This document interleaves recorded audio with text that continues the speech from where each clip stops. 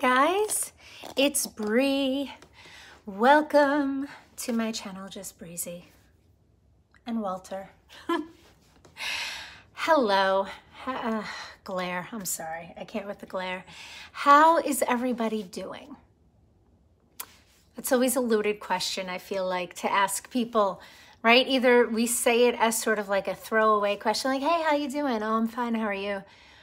Or like somebody will ask you, how are you doing? And you're just like, oh dear, do you have an hour? But I mean it, how are you doing? Whoever's watching this, usually on the replay, because I know a lot of people who watch sort of my mental health vlogs usually are going through something, you know, whether you're in it, oh buddy, or you're on the other side of it, whatever your it might be.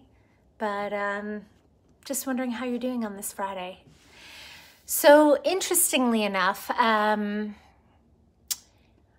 sort of off my schedule of recording, having my husband edit and me posting videos.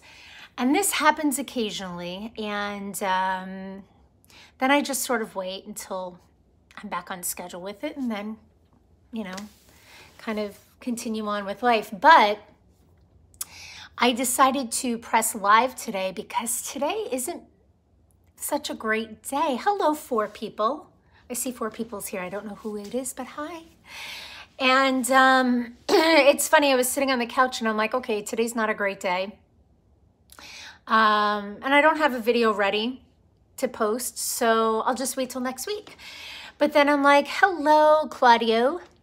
Claudio? Am I saying that right? Claudio? I think I'm saying that right. But then I figured, you know what, I'll come on live anyway, because a lot of what I talk about is mental health, right? Anxiety and depression and all that good stuff. And I can't just wait until, you know, the days that I'm feeling good to make a video to talk about it. Like, I like being open, honest, and authentic and all that. So sometimes that means I don't have a video ready, but I press live just to talk. And today's one of those days. So I'm not feeling anxious today. I have to tell you, my anxiety has really been under control for quite some time. You know, there are definitely, I'm going to stop playing with my hair. Stop. Sorry. But my anxiety has really been under control. I've definitely had little peaks of it here and there, sort of like a normal human being, which is nice to just feel like normal human being anxious and not have it like rule my world. And I was doing really well with the Effexor. That's the medication that I'm on right now for anxiety and depression. But the past couple of weeks, I've sort of felt it like creeping up again. And I was really doing my best not to. And if any of you experience that, where you have depression and then you don't, and then it comes back, you know that feeling of it, like you kind of feel it creeping in. And I was really surprised because this time of year, usually I'm like, hey, because it's daylight savings and it's March and spring is around the corner. And I am definitely impacted by all those things. And I was super happy about all of it, right? The clock last week and some of the warmer weather we've been having here on Long Island. But I've definitely been feeling a little bit of that swamp heaviness return that I've talked about in the past, where I would say I feel like I'm wearing a baby Bjorn on my chest with like a 90-pound sloth. And that's the way I usually describe my depression. And I'm not in that yet. I'm not in the swamp, like help me, get me out, but I'm definitely starting to feel some of that heaviness. And, you know, it's interesting. I was talking to a friend about it the other day, who I haven't really talked to about this. And then the next time I saw her, which just happened to be the day after, she was like, are you okay? How are you feeling? Are you okay? Like almost in a whisper. I'm like, I'm good. Are you okay? And I know people mean well, you know, and that's sort of what to expect when you share with people that you struggle with things like anxiety and depression. You have to expect people to be like, how are we? Everything okay? But yeah, today, not a great day. Gotta be honest.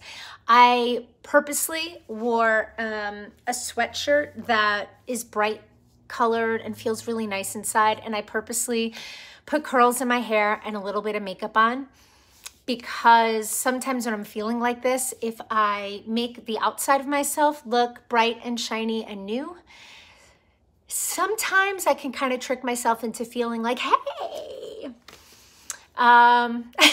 But I think it's also important to share that, because a lot of times people judge a book by its cover, you know, and the girl that's wearing tie-dye and pink hair and hey, a lot of times people don't think that that person is struggling.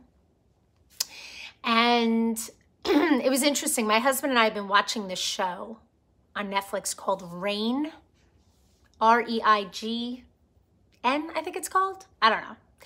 Kings and queens and all that craziness. And there was a scene from it where the Queen of England was saying to one of her councilmen, she's sitting in this beautiful room in, you know, her jewels and gown, and she says to him, you know, I feel like a prisoner.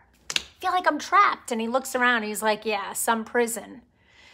And it just, that really struck me. It really did, because I'm like, oh, how many people feel that way in real life? You know, they're surrounded by all, maybe not the crown jewels, but they're surrounded by like all this bright and shiny stuff, or not, but some people are. And yet they feel sort of like a prisoner, or like they're trapped. You know, you think about people like Robin Williams, right? Like, to me, Robin Williams was like truly one of the most brilliant actors of our time.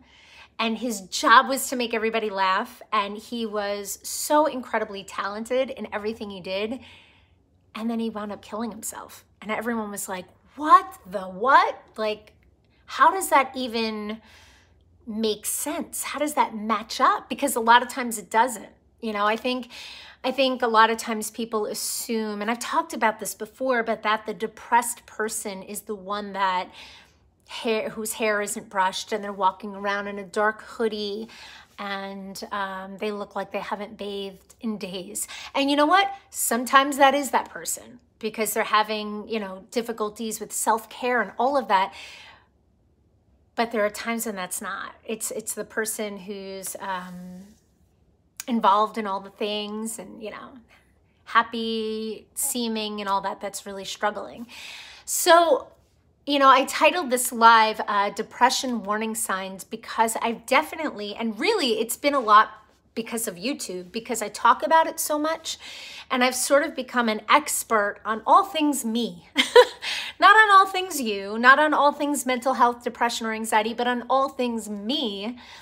Part of talking about it has forced me to sort of be really self-reflective and sit down and be like, okay, if my goal is to be open, honest, and genuine so that I'm helping myself by talking about it and helping others, and I have to really kind of know myself well enough to talk about myself, which sounds really self-centered, and I don't mean to be. But I know myself well enough to know these warning signs, excuse me. And for me, I have been, and my husband can attest to this, sleeping like I can't stay awake. And I just want to sleep. And then I take a nap in the middle of the day, and then I feel really like almost guilty for it, because I'm like, well, that was wasted time, but I'm just more tired, you know, just kind of like bleh. And I describe it as like, I can feel it creeping on. Like if I look in a rear view, I could see it all the way back there where Walty is. And then each day it's getting closer until the one day I'm just like, ugh. And I'm struggle bussing the whole way. So I wanted to share that because, you know, I was kind of sitting with it today, and I'm like, okay, so what do I do? I switched my medication. When did I switch my medication? In the fall, to Effexor from Lexapro for the depression and anxiety. I'm on a low dose of it because for me, I really felt the effects of it and felt that I was in a good place with it. So 2 things I need to do. One is I'm going to call my doctor and just say, I'm kind of feeling like I need something changed. And I'm not looking to change medications, but I'm kind of feeling like I need something changed in my dosage. And at that point, then I need to be responsible in it. And I've made a video on here, like what to do when you're first starting medication. And all the things I talk about is something that I then need to put into place, right? I need to listen to my body, look out for side effects. I write things down, be in touch with my doctor, because making a medication change sometimes can affect you as much as starting a medication would, you know? Other times not, but that could be that when you're on, let's say 37.5 of Effexor, and then you change it, your body now needs to become acclimated to it. And you know, it's interesting. 2 weeks ago, I think it was, I was on live on YouTube on a Friday night, and somebody had come on and she was asking me a ton of questions. And I think I spoke about this last week, actually. And they were great questions and they really had me thinking. And the one that really sticks out is she said, she feels like medication is a Band-Aid. And how do I look at that? And that question has just been ringing in my head for like 2 weeks. And I do think, and I definitely think I spoke about this before, I think for some people, maybe it is.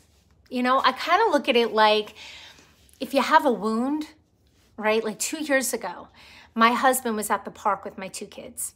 And my son, before they went to the park, he put his arm in the back of my daughter's bed to reach something, and there was a nail sticking out of the headboard that nobody had seen. And it like really cut his arm, but I wasn't home. So by the time I met them at the park, he had a Band-Aid on it. It was kind of like disgusting looking. And my husband's like, oh, he cut his arm. But, you know, I washed it out with some water and I put a Band-Aid on it. And I took the Band-Aid off and I was like, oh, that needs stitches. Like, good job, babe, with the water and the Band-Aid, but that needs stitches. Like, that needs some, like a doctor's visit.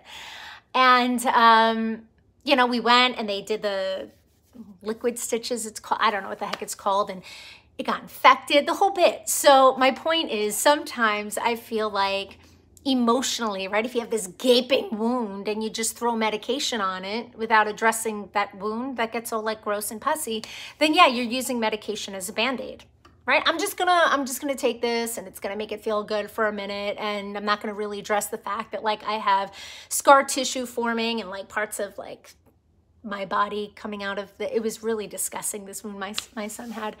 But other times you address the wound and maybe you need the medication too. And that's sort of what I've done in my life, like by going to therapy and talking about all the stuff that I used to talk about, and I would cry hysterically because it was so raw and it was so at the surface of who I was, and it was so painful to say, oh my gosh, these things happened when I was a kid and I'm holding on to them and it's making me anxious and I can't believe it. And I couldn't talk about it without crying hysterically.